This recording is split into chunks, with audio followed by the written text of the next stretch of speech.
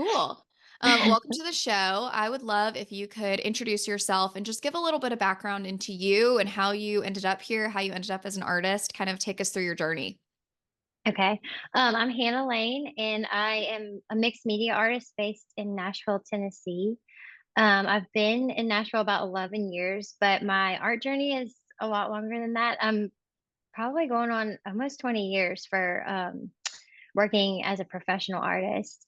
Um, I guess I started like many artists, just drawing as a little girl and sort of drawing to the point where that became my favorite thing. And then I guess at some point my parents sort of saw some talent and interest there. And so I felt their support very early on. And my mom, especially, who is definitely a creative person, probably more in the craft world, but she recognized that in me and put me in different art lessons. And, I just sort of was able to thrive young, in that regard.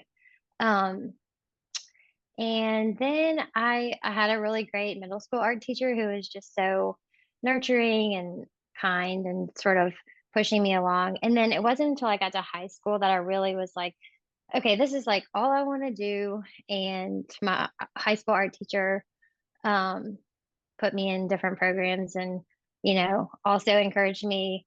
And she was the one that actually told me about the Savannah College of Art and Design, so that's sort of how that door opened, and I went and saw it. And yeah, I ended up going to SCAD and getting my BFA in illustration, and was really sort of on a track to explore that. Like, I thought for sure I wanted to do children's book illustration. In that whole program, I got a minor in graphic design, so I learned all the Adobe programs, and you kind of get introduced to the different types of illustration, editorial, children's book, and all of that. So, yeah, I basically went through school in Savannah just thinking, okay, well, this is it. And I actually did illustrate a couple of children's books just for private people along the way in college. And then right out of college, I got a design job with like a little girl's hairbrush company, and was like designing all these different iterations of that. And it was great. I thought like, okay, this is what I want to do. But um, yeah, at a certain point, it just became like them sort of dictating exactly what colors to use and like these little minuscule line movements and like putting this there. And I was like, maybe I don't want to work for other people. Mhm. Um, so I kind of pivoted like right out of college and started painting right away. So, um, yeah, that journey was like a journey. There was not a straight path. I Uh-huh. definitely started off just saying yes to every single thing and doing outdoor shows and putting my work in little frame shops, and really just trying to get like a solid footing in the fine art world and figuring out my style and everything. And of course, that was sort of before like Instagram and social media. So you just had your website and you kind of just applied to different things on those applications, and just say a lot of yeses. And so it was great. It was a nice, slow, like kind of build, to where I am now. So I'd say, it wasn't really until I moved to Nashville when I fully became like a gallery artist and started putting my eggs in some very specific baskets. I Mhm. was basically narrowed it down to like fine art galleries. And then I was doing like a couple of school shows a year, like seasonally, one in the spring, one in the fall.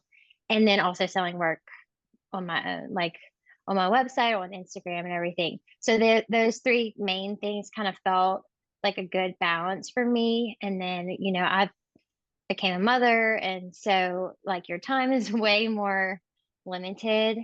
Um, and then, even just a couple of years ago, I sort of let go of even the school shows. So now I really am mostly a gallery artist and direct to consumer, Yeah. mostly. That So makes sense. I think something that's really interesting about you, and this is from an outside perspective, but I feel like you have a very distinct style and subject and way that you work. How did you come to find that? And how did you kind of build a brand or a name for yourself around, it sounded like in the beginning you were kind of saying yes to everything as we all do. yeah. How did you transition from I'll do anything to like, this is me, this is what I want to do? Yeah, I mean, it took a lot of honing. And I will say, like, right off the bat, even in my illustration career, I loved color and I also just sort of loved the whimsy of it, like Hmm. just being connected to the children's like aspect of it. So that piece was always there. I think it does take several years to really hone your style. Um, and especially the way I work, I don't just only paint one subject. So I think if you're going to tackle lots of different subject matter, you really do have to have a very specific style or process or voice or color palette so that it's all unified and people can recognize you across the board. Hmm. Um, so I always used a lot of color. I never shied away from that, but I really found my like solid voice when I introduced papers and the whole mixed media part of it, which was super unexpected. I was really just more painting, like traditional painting with oils and acrylics. And at somewhere along the line, I dropped the oils because they just they took too long to dry. Hmm. They're toxic, just all the reasons. I loved painting with oils. They smell so good and like they're so buttery. But at a certain point, I realized I need to sort of like focus it in even more. Hmm. And so I really jumped into all water based media and I started collecting papers slowly, like papers that you could just buy already patterned. And Hmm. when I moved to Italy in 2012, I like was became obsessed with all the marbled papers that they have everywhere. They're like hand dipped and very artisanal. So that sort of started it. And then I I got home and I took a like paper dyeing class here in Hmm. Nashville, or it was called paper pigmenting, where you're taking like these rolls of thinner mulberry paper and sort of it's almost like tie dyeing. Like you would get these washes moving on a piece of glass, and then you dip the paper in it, and that to me was just so interesting because one it adds something unexpected to the layers of the like you don't even really know what each paper is going to look like, and then when you start sort of laying them on the canvas, um it's harder to recreate. It just makes it more like original. Right. And I just would play around with that, and then layering like washes of acrylic paint, and then using the oil pastel for line work. um, and then when you glaze over it all, it sort of like all seals together. So that's I would say um like 11 years ago is when I really solidified that solid style. And that knowing like exactly how my process is going to go has allowed me to feel comfortable saying, I'm going to try this other subject matter and sort of approach it from the same like starting point. And that's why I like to kind of jump around because I know it just keeps things interesting. I think it's kind of fun to say, okay, this whole year I'm going to be working on palms. And then when that's done, like you can shop what's available, but now I'm moving on to, something new. Yeah. I Keeps it think interesting that's for me at least. for sure. And I think with that, what I'm assuming some people are wondering is how do you think about creating for you and what excites you versus like looking to the market and looking at what's selling? Like, how much do you focus on? I mean, I know your work is selling, but how much do you focus on the business side and like what's, trending or what people are buying versus what you want to create? Because obviously, at the heart of it, you want to create what you want to create. Yeah, I think that is a challenge for every artist. Um, I think you ultimately have to do your art and what's in you and not look and put blinders on and not look at any of that. And to be honest, like that has been my biggest challenge is being consistent on Instagram and trying to care more about what an obscure stranger thinks of my work, but really my job as an artist is to feed my own creativity, find my own flow. It's such a contrast to the public facing artist because 90% of the time I'm alone in my home studio, and the last thing I want to think about is filming process videos and doing all that because it zaps me right out of that zone. And so I put that flow above all else as far as what my job is as an artist.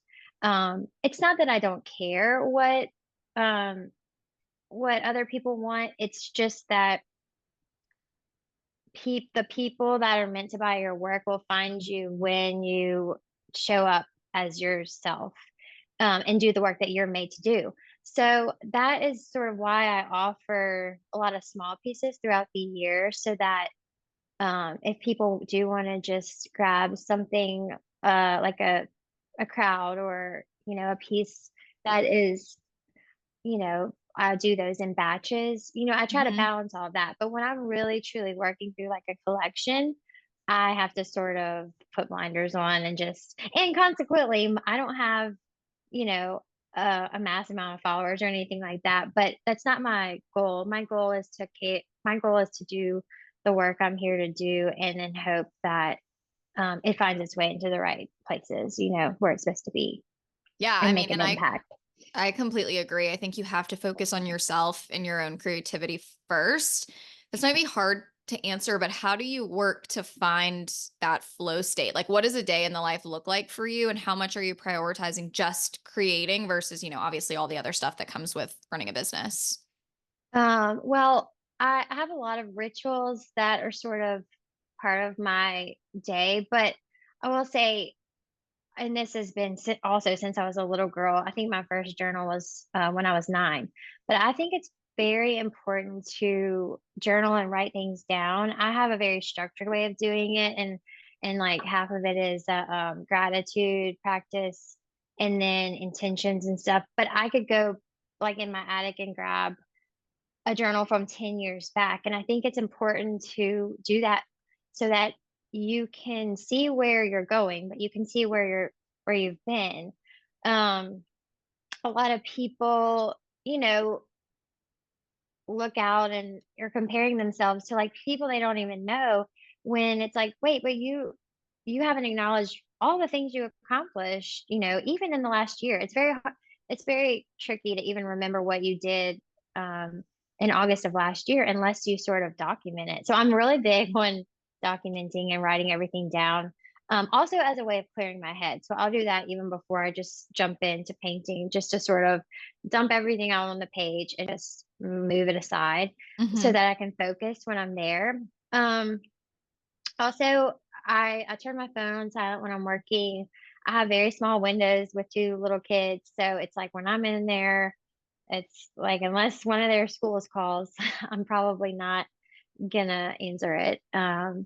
And yeah, just put your blinders on and work. I love to sort of burn some incense or just sort of like set the like starting point. I'll usually make a cup of Hmm. coffee or just something to like acknowledge, okay, I'm starting my studio practice.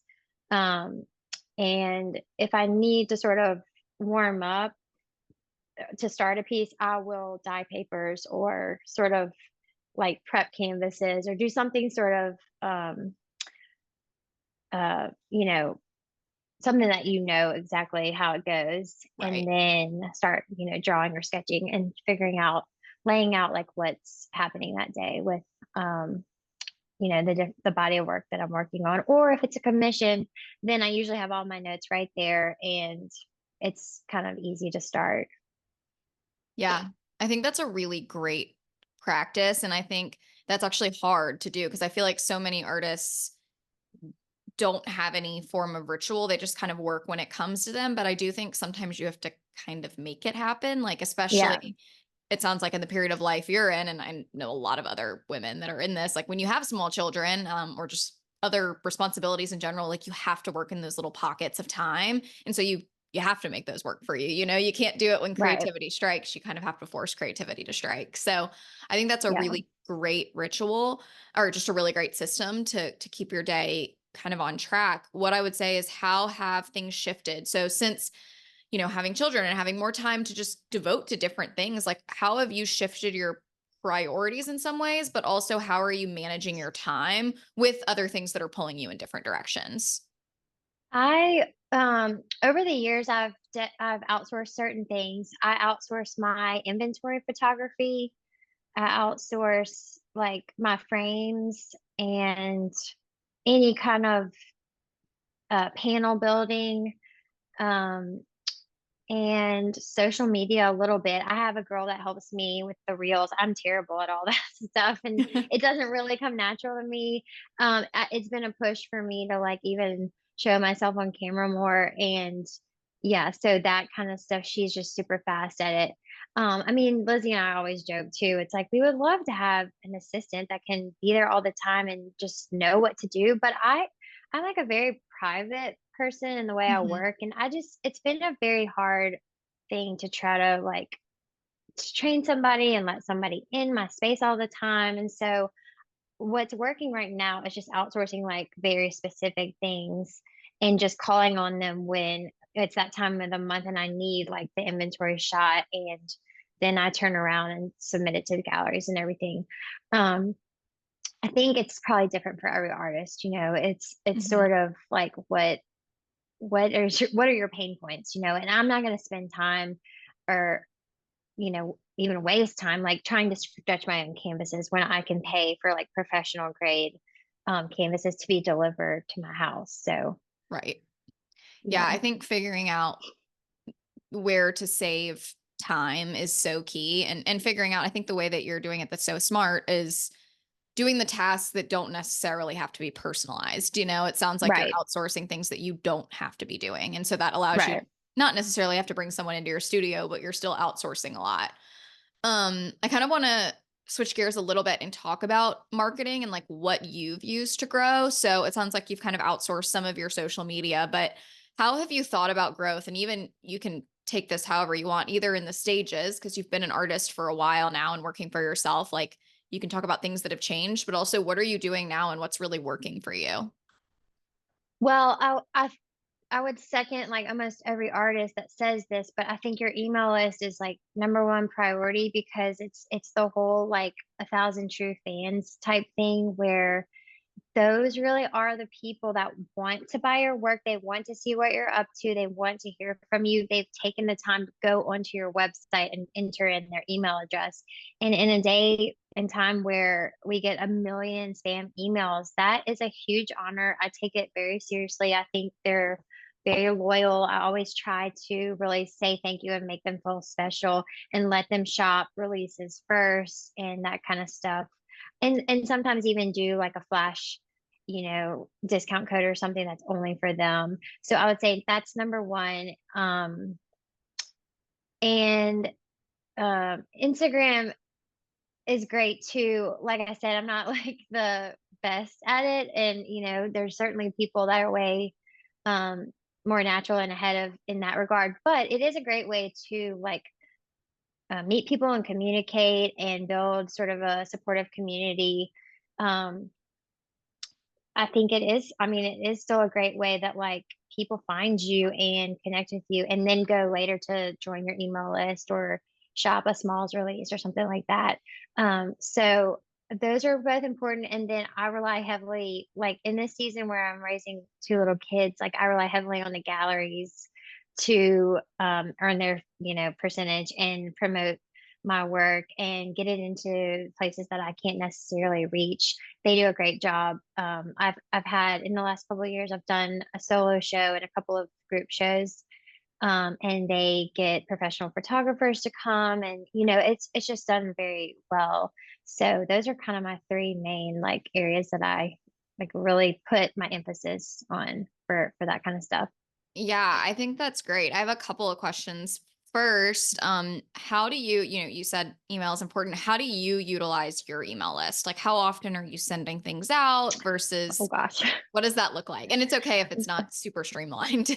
Well, yeah, I'm not like I heard one of your podcasts and she said she sends it on the first of every month and I was like, that's a great idea. I should do that.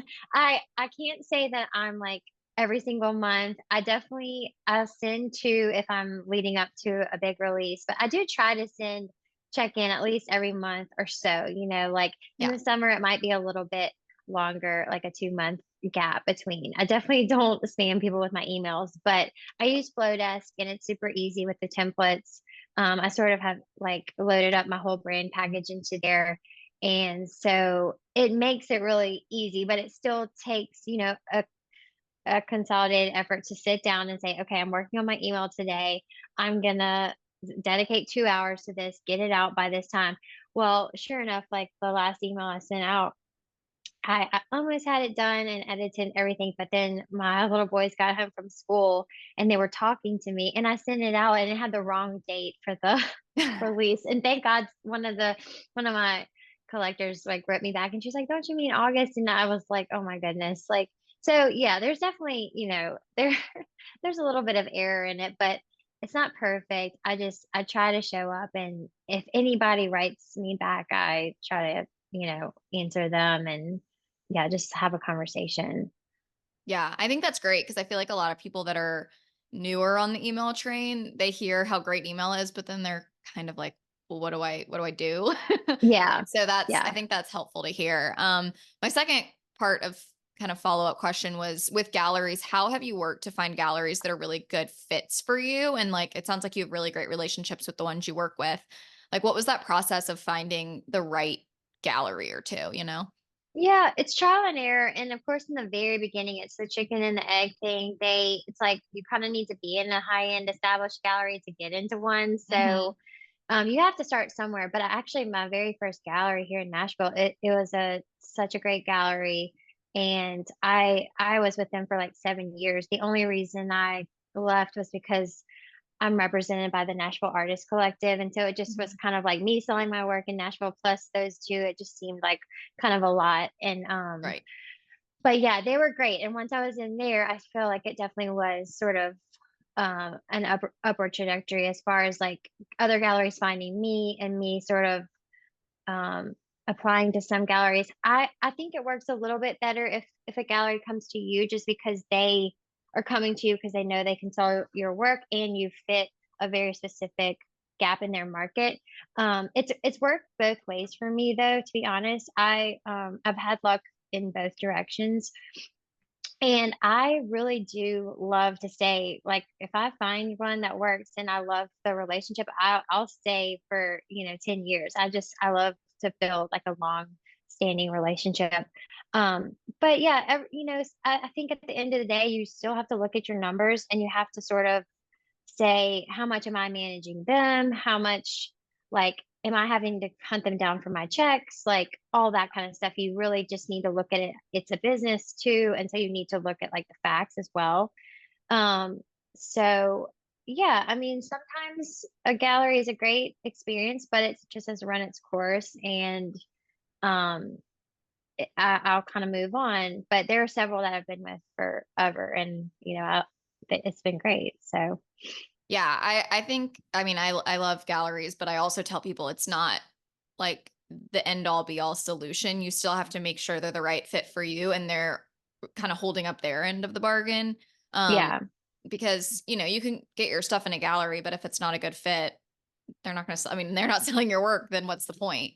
Well, and you have to be willing to give up 50%. I mean, there's a lot of artists that have the full capability and time to just promote their work D2C every time and they do great. And I mean, I think that would be ideal down the road. But, you know, there are several markets that I may not be able to reach or I just don't Hmm. have the capacity to um, deal with it every day. Like if I need to take off for a week or like have a sabbatical or something, that is when you can still get checks in the mail while you're on vacation or while you're dealing with a sick kid. And they are still working for you during those times. So I found it beneficial for this season of my life. But if I had like 100,000 followers on Instagram and like 10,000 people on my email list and knew that every time I put a body of work out, it just sold itself, then I may not mess around with calories, but I have liked the community of it for right now anyway. Yeah, I think that's a really good description because I think people see the 50% and a lot of artists are like, why is it worth giving someone 50%? And I think that's Yeah. important to think about. It's like, are they doing for you what warrants 50%? And I think obviously what you just said, they can get you deep in a market that maybe you can't get to. And if they're marketing you and they're selling your work, it's totally worth it. But if they're not, you also have to realize like it's okay to walk away. That's fine Yeah. to close that door. Yeah. Yeah. What have been some of the challenges you faced? I know you've been in business for a little bit. What have been different challenges you faced kind of along the way in building your art career? Well, I think in the very beginning, it's hard to know what to say yes and no to. And that only becomes clearer and clearer over time as you learn. You have to kind of do trial and error at first and really hone in on what are your goals. Like it's easy to look around and be like, well, I should be doing this or I should be doing that because that artist is, and I should try this. And you're just like throwing spaghetti at the wall at first, but at a certain point you have to say, what is my goal, and like what do I want to accomplish here? And that could shift year to year too. Like you may have way more time or capacity to do something really big one year, or like build up to a huge solo show one year. And then the next year you may say, I need to just do some group shows, or I need to like, and I mean, I remember one year I was represented by like 7 galleries and I was like, Mhm. This is so fun." And then the next year I was like, I'm exhausted. Like that's a lot to manage. Yeah. So I think what's gotten easier over time is being really clear about my yeses. And also like these smaller windows of time to paint helps with that as well, because you realize like, okay, physically, like I can't do it all. So that has helped. And then social media is like definitely a challenge for me, but I'm trying to embrace it. I really am like just kind of like, it is what it is. I don't wanna be like a dinosaur and just you look around and be like, "I refuse to learn how to make a reel." I really am trying, but it's just funny. I think it's a very humbling place. And, it is what it is. I'm, like, sort of just trying to embrace it. Yeah, I mean, I feel like it's ever changing and you just kind of got to go with the flow. It's talking about Instagram. I know you're kind of just like taking it day by day, but do you have any kind of like focus? Are you focusing on reels? Are you trying to learn more about them? Are you doing some posts? Like, what is your take on Instagram right now? Yeah, well, I just did a 8-panel circle release last week. And so like Mhm. leading up to that, I was like putting a reel up there every day, just sort of giving different examples of how you can like put this like just try out something more contemporary and put a circle in your kitchen or in your bathroom or in your laundry room. So yeah, I mean, I'm trying it all, but I just like it's very hard to understand for me because I have no idea what how the algorithm works. I really it's very vulnerable for me to like write these posts and share more and more. Like, it's a very I feel like the rules kind of change all the time with Instagram, Mhm. so it's a very unreliable place for me, but I do like that's the main place I hang out. I don't really do any other social media. Maybe a little bit of Facebook, but that's just mostly my mom's friends. So, um, yeah. So, I mean, yeah, we we have meetings like once a month or every 2 months with our collective here. And so we always are just laughing. We're like, is anyone ever going to come teach us how to do this all correctly? I don't think I feel like no one knows. Like we're all kind of Yeah. just flying by the seat of our pants and we're like, we'll see if this works. At least that's how I feel. Well, you're doing a great job. I've loved watching all of your stuff. And I think the younger, like, yeah, I'm a little bit older. I just think all the younger people do like embrace it more and know, and they're just not afraid of it. And so I admire that. I feel like I should just take on a little bit more of that energy and just sort of try. It's kind of like the what I was saying about the beginning of my career. It's like you kind of just have to try it and just see like what works, you know? Yeah, it's definitely trial and error, but also circling back to something you said earlier, it's like you can't let it get in the way of your flow and of your practice. So you have to kind of figure out what works for you. And if that's like, okay, there's just like 30 minutes once a week where I just try to film a bunch of stuff and then I don't have to think about it again. Like that's the way I am. Yeah. So I'm like, this is something that can easily take up a lot of time. And I don't know if it gets the results to warrant taking up a lot of my time. So Well, it's I just hate something to to think say about. this, but like I think ultimately you have to go back to your sales, and it's like any body of work that I do with like a huge range that goes up to 48 by 72, like those are obviously going to take a minute to sell because it's a statement Mhm. piece, it's an investment, it is a piece that like someone really has to figure out all the logistics of it. But the most success I've had on Instagram is just releasing having small releases, whether I put 10 paintings up with numbers and it's just a comment sold situation, or like I did over the summer, I released a watercolor every day um, for like 2 months straight. And I don't need 10 people to show up and comment sold. I only need one person a day to comment sold. So that is where I've found the most success with Instagram, and that it is worth showing up on and being a little bit consistent. I mean, I ended up selling over 80 watercolors over the summer, and it was just sort of like it was a way to just stay connected with everyone while I was doing summer with my boys and not having time to like paint that much. But it ended up being all worth it because, you know, I can't say that like my overall follower count grew, but like that wasn't the goal. The goal was to just sell these little watercolors. And so I achieved that. So yeah, I just try to like focus on the positive parts of it and, you know, just have a little bit of humor about it. Yeah, well, and I think that's a great way to use it too. And think about, your really, really big pieces. You might need to lean on your email or s- your The galleries, galleries. or Yeah. you're going to have to post multiple times before someone buys them. And that's normal. And that's totally fine. Right. I always remind people of that. But then also, yeah, knowing like leveraging the different channels you have and knowing that like maybe right now Instagram's really working for small. So let's just do it. And if nothing else, like Yeah. you said, it's not getting you tons of new followers potentially, but it's working for what Instagram is for you right now. You're like, I only need one person to comment and it's getting my art in people's hands. It's getting them engaging with you. Like all of that is great stuff. Yeah. Yeah. Yeah. So we've touched on some challenges. I want to ask, what have been some of your most successful moments up to this point in your career?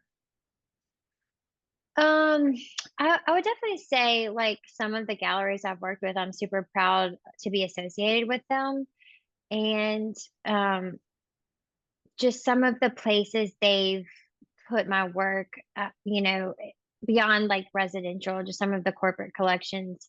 I think I was just in the last 3 years, my crowd series was placed in three children's hospitals. Um, Boston's Children's Hospital, St. Jude in Memphis, and then back home, Our Lady of the Lake Children's Hospital. That to me just has really touched my heart because they have chosen them because they're bright and happy and they're going in these corridors that sick kids are walking out into. And you know, just to have any sort of impact on someone who is healing and you know their young lives like that has really been a blessing, and I feel like just sort of something that I never could have predicted. um I think mainly because I always sort of felt like I was going against the grain using so much color. I'm not like a designer's favorite, you know, artist just because I'm not creating stuff that can like match everybody's couch and stuff. And so that has always felt a little bit like a salmon swimming upstream to me. But when these children's hospitals, things like that happen, it's like, oh, I like it just reminds you that you truly have to stick with what your heart is supposed to be making and just stick with your own journey and not worry about what designers are looking for and what everybody else is buying and stuff. Yeah. So yeah. I think that's such a great point because, I mean, obviously you're seeing success selling your own artwork and working with galleries, but I do think obviously a lot of people do want to produce either what they're seeing in other people's homes or on, influencers Instagrams or what designers are designing with. And I think that's really hard because you're not creating what truly comes from you, and you're probably, I don't want to say like copying, but you're being influenced by what you're already seeing versus Right. being influenced by yourself, I guess. And so I Right. love that you have that take of like, okay, yeah, maybe that isn't my perfect clientele, but it's okay. Like you said in the beginning, like you're right, customers will find you. And if you really believe in your work, this is what I always say to people. I'm like, if you really believe in your work and you want it in your own home and you love it, like we're not that unique. There is someone else who will love it too, like in Right. that sense. And so clearly it's worked for you, but I like that you touched on that. Yeah. Yeah. Agreed. If you were to look back on your years in business, is there anything you would do differently, like a lesson you would tell your younger self, or just anything that you would change? Hmm. Yeah, I'm sure there's a lot I would do differently. Um, I mean, I'm just trying to think of something specific. My general answer would just be to truly sort of check in and listen to your intuition about every little individual thing, whether it's a gallery relationship or a show or pricing or um, just everything. I think that like your gut is there to sort of guide you along. Your intuition is there to sort of lead you, because and also I would say like that's like my first go to. And then I do think it's very important to have some sort of art community or mentors that you can reach out to. I've heavily relied on the people in my life here that I feel like I could just text and say, how does like this is how this is feeling to me. How like can you just a sounding board, I have a Right. really great mentor here in Nashville, and we'll go walking together, and just that is so helpful because you're kind of in an echo chamber when you're creating in your studio alone. You sort of need um you sort of need that guidance. So I would say that's probably my two, like checking in with yourself and then checking in with someone you trust, to give Yeah. you like honest feedback.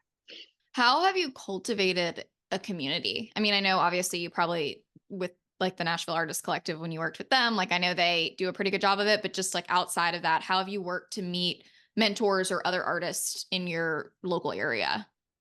Yeah, well, I got really lucky with them because I was one of the original artists, and I think it was started maybe 8 years ago or so.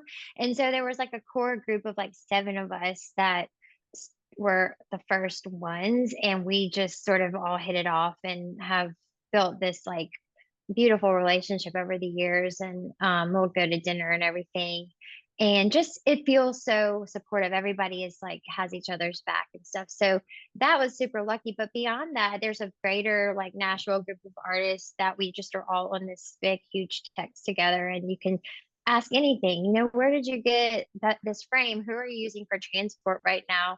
Do you want to get like we have these little gatherings for Christmas and once in the summer, and not every, there's very few that I've been able to make in this season of my life. I have a 2-year-old, but it's always there. That's such a great like way to just support each other, find out what everybody's up to, and help each other. I think I don't know if every city has that, but I definitely feel lucky that we've got such great like art connections in Nashville, and everyone's like willing to really help each other out.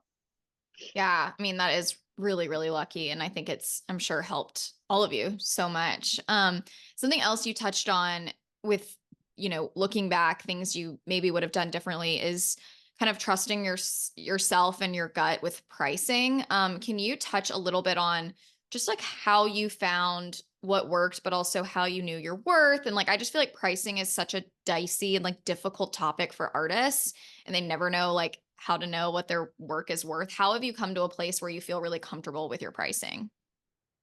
Oh goodness. Well, yeah, it is a very tricky thing to figure out. I think you obviously have to just start somewhere, but once you become a gallery artist, you really have to, one, feel confident in your pricing, and two, you have to keep it the same, exact same across the board everywhere. So, um, I think when I've gone up, I know one of the times I went up, it was a smaller jump, and it was just because of the sheer capacity of like, I think it was, I mean, during COVID, I did like 36 commissions in 1 year. And I was like, wow, this is insane. Like, it would be a great time to go up on my pricing, no brainer.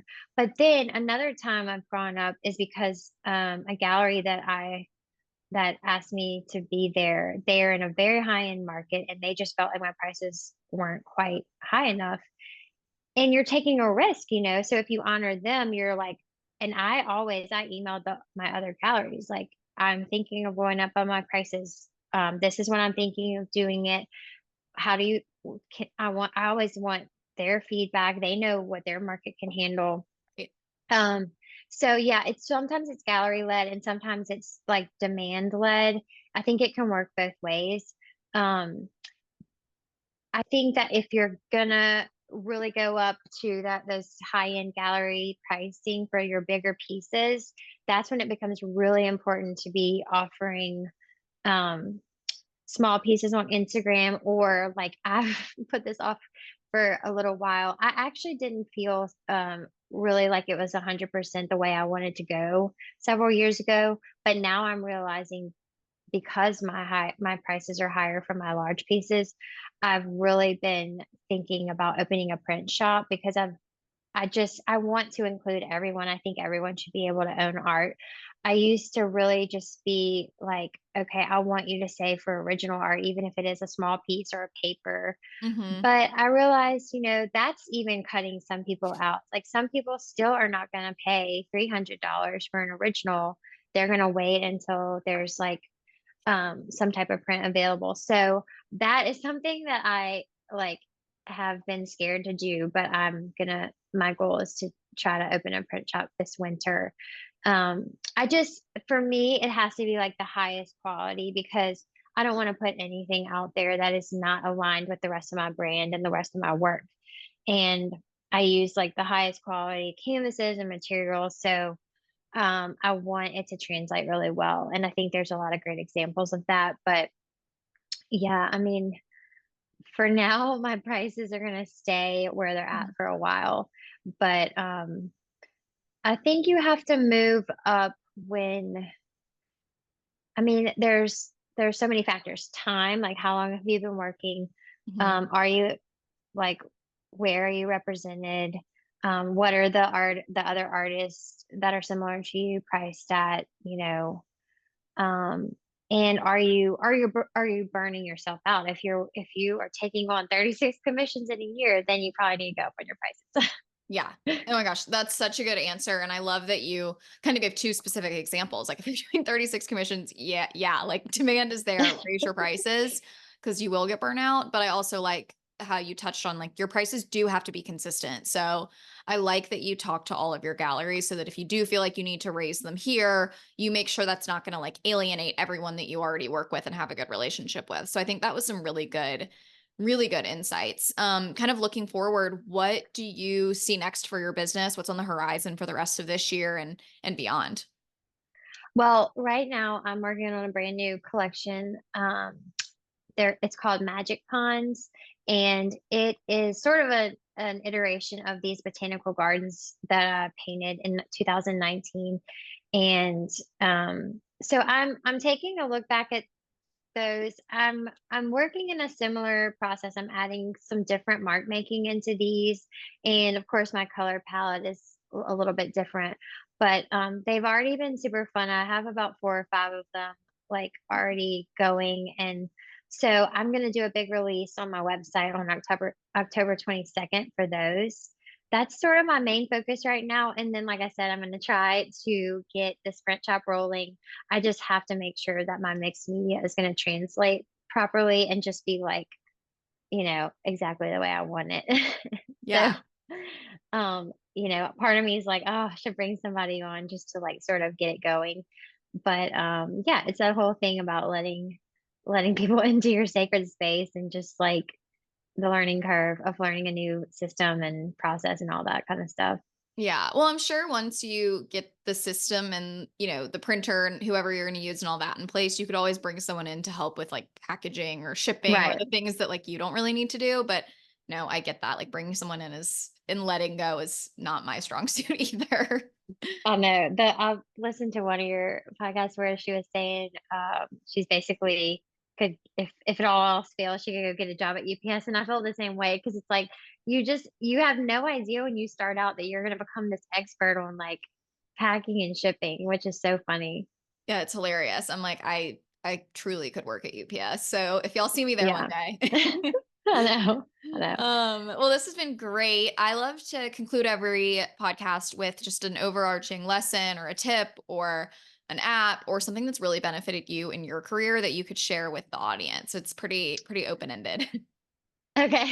Well, um, I definitely would say like if you have any inkling toward it at all, I would definitely have a journaling or gratitude practice just to keep you kind of focused on what it is you are achieving and creating and doing and then like where you've come from.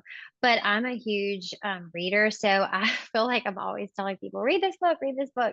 Mhm. So for me like I think it was yeah last year I Rick Rubin put out his book The Creative Act, Mhm. and I listened to it on Audible, and I swear it's like a meditation. I mean, he has such a soothing voice, but he's so wise. He's a famous music producer and Mhm.